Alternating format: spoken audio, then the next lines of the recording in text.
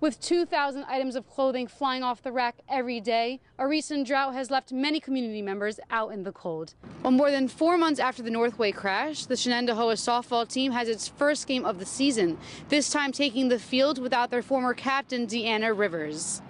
Although Elizabeth Young says these statues are creepy, they add a lot of life to the historic city of Troy, especially when you consider they were designed by 5 school groups and individual artists. Coming off a big win against UAlbany, the Saints hope to keep the momentum going for Senior Day weekend. The Valley Cats are renovating 4 baseball fields today on this beautiful Sunday. As you can see, there's brand new sod being put on, and the pitcher's mound is going to be new. The home plate and the outfield and the infield, it's just all for these 6 to 9-year-old boys on this very field today. National Grid spokesman told me if you happen to see a smoking manhole, make sure you call the National Grid and report it. In Albany, Sasha Kirsch, YNN.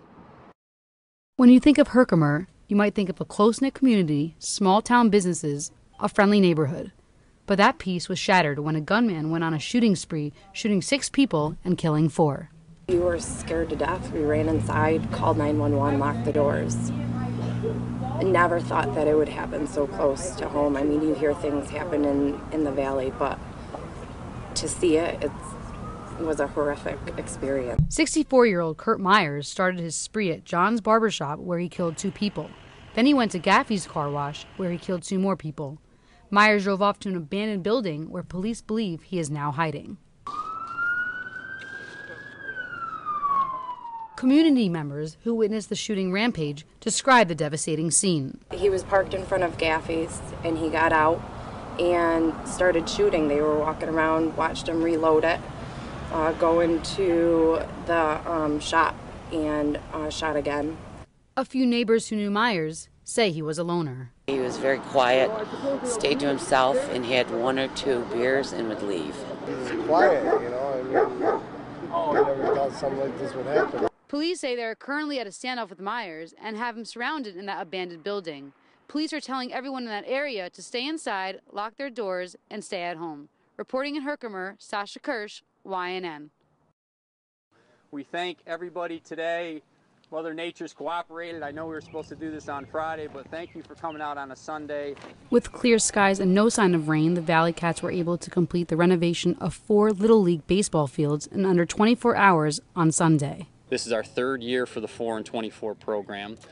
Once we complete these 4 fields, we'll have renovated over 20 fields since we've been in the Capital Region since 2002. And these renovations mean more than just a new field for these young players.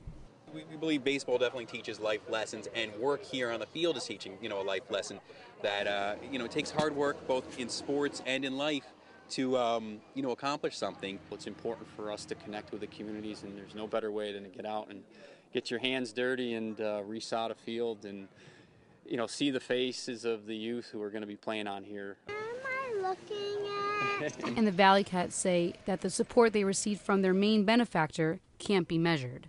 I'd like to thank our partner, Blue Shield of Northeast New York. They've been a partner of ours for the last few years, and without their financial assistance, we wouldn't be able to undertake community outreach projects like this. And the season opener will kick off next weekend as the teams swing their bats and get ready to play ball. Reporting in Albany, Sasha Kirsch, YNN. We got a call for an explosion at the corner of Clinton Avenue and Broadway. Our companies arrived, and they found manhole covers on fire. This isn't the first time a problem like this has happened before in Albany. We've seen a few of these incidents in the last year. We're going to be looking at that in the coming days. First of all, we certainly want to make the situation safe and fix this, and then we're going to look at maybe doing some additional inspections.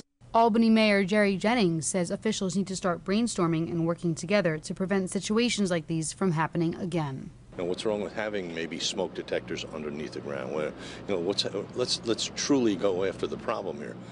There were few people on the streets at the time of the manhole explosion, but if more people were around, the damage could have been disastrous. Manhole cover weighs 300 pounds, and God forbid someone was sitting there last night, or if it occurred at a different time, we would have serious injuries.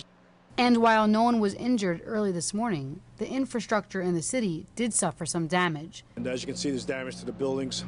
There was also some damage inside the buildings at the electrical services. The National Grid spokesman told me if you happen to see a smoking manhole, make sure you call the National Grid and report it. In Albany, Sasha Kirsch, YNN.